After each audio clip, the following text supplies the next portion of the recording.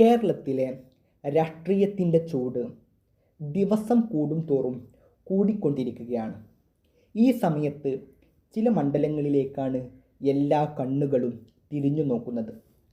തദ്ദേശീയ സമവാക്യങ്ങളും സ്ഥാനാർത്ഥികളുടെ വ്യക്തിത്വവും കഴിഞ്ഞ തെരഞ്ഞെടുപ്പ് ഫലങ്ങളും കൂട്ടിനോക്കിയാൽ ഇവിടെ ആരാണ് വിജയിക്കുകയെന്ന് പറയാൻ ഒട്ടും സാധ്യമല്ല.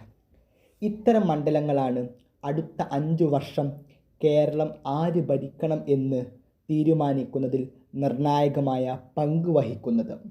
നമ്മൾ ആദ്യമായിട്ട് പരിശോധിക്കുന്നത് പെരിന്തൽമണ്ണ മണ്ഡലമാണ്. മുസ്ലിം ലീഗിൻ്റെ ഉരുക്കുകോട്ട എന്ന് കാലങ്ങളായി വിശേഷിക്കപ്പെട്ട മണ്ഡലമാണ് പെരിന്തൽമണ്ണ മണ്ഡലം.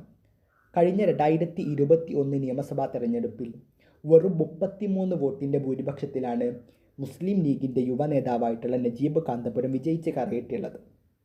ഇത് മുതലെടുത്തുകൊണ്ടാണ് LDF അവിടെ ശക്തമായ പ്രവർത്തനങ്ങൾ നടത്തുന്നത്. LDFിൻ്റെ പ്രതീക്ഷകൾ എന്ന് പറയുന്നത് LDF ശക്തമായിട്ടുള്ള പ്രതീക്ഷ അർപ്പിക്കുന്നുണ്ട്, അതോടൊപ്പം നല്ല പ്രവർത്തനം നടത്തുന്നുണ്ട്. സംഘടനാ പ്രവർത്തനം ശക്തമായി നടത്തുന്നുണ്ട് അവിടെ. അതുപോലെ തന്നെ പ്രാദേശികമായ മുസ്ലിം ലീഗിലുള്ള പ്രാദേശികമായ പ്രശ്നങ്ങൾ, വികസനങ്ങളില്ലായ്മ എന്നെല്ലാം അവിടെ CPMൻ്റെ പ്രതീക്ഷകളാണ്.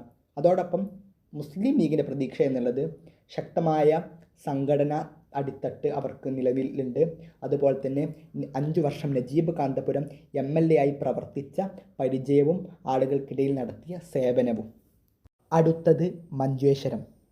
BJPക്കും UDFനും LDFനും ശക്തമായ സ്വാധീനവും അടിത്തറയുമുള്ള മണ്ഡലമാണ് മഞ്ചേശ്വരം എന്നുള്ളത്.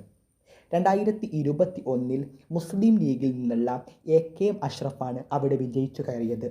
വെറും 745 വോട്ടിൻ്റെ ഭൂരിപക്ഷത്തിലാണ് അവിടെ AK അഷ്റഫിന് വിജയിക്കാൻ ആയിട്ടുള്ളത്. അവിടെ 3 മുന്നണികളുടെയും പ്രതീക്ഷ എന്ന് പറയുന്നത് 3 മുന്നണികളിലും പ്രാദേശികമായ പ്രശ്നങ്ങൾ നിലനിൽക്കുന്നുണ്ട്. അതോടൊപ്പം മഞ്ചേശ്വരം മണ്ഡലത്തെ ഒരു പ്രത്യേകത എന്നുള്ളത് അവിടെ ധാരാളം പ്രാദേശികമായിട്ടുള്ള ഭാഷകൾ സംസാരിക്കുന്ന ആളുകളുണ്ട്. അപ്പോൾ മുസ്ലിം ലീഗിനെ സംബന്ധിച്ചിട്ടുള്ള ഒരു പ്രതീക്ഷ എന്നുള്ളത് ഈ ഇത്തരം പ്രാദേശികമായിട്ടുള്ള ഭാഷകൾ AK അഷ്റഫിന് കൈകാര്യം ചെയ്യാൻ സാധ്യമാകുന്നുണ്ട്. അതോടൊപ്പം 5 വർഷം അവിടെ ജനങ്ങൾക്കിടയിൽ നടത്തിയ പ്രവർത്തനം എന്നെല്ലാം മുസ്ലിം ലീഗിനുള്ള പ്രതീക്ഷകളാണ്. അടുത്തത് കുറ്റ്യാടി. 2021 നിയമസഭാ തെരഞ്ഞെടുപ്പിൽ CPMൽ നിന്നുള്ള KP കുഞ്ഞഹമ്മദ് കുട്ടി വെറും 333 വോട്ടിൻ്റെ ഭൂരിപക്ഷത്തിലാണ് കേരള നിയമസഭയിലേക്ക് എത്തിയിട്ടുള്ളത്. ഇവിടെ 2 മുന്നണികളുടെയും പ്രത്യേകത എന്നുള്ളത് ഇവിടെ 2 മുന്നണികൾക്കും പ്രാദേശികമായിട്ടുള്ള അടിത്തറ നിലനിൽക്കുന്നുണ്ട്. അതോടൊപ്പം പ്രാദേശികമായിട്ടുള്ള വിഭാഗീയതയും നിലനിൽക്കുന്നുണ്ട്. ഇവിടുത്തെ ഒരു പ്രത്യേകത എന്നുള്ളത് 2 പേരും ഒരു തവണ MLA ആയിട്ടുള്ള ആളുകളാണ്.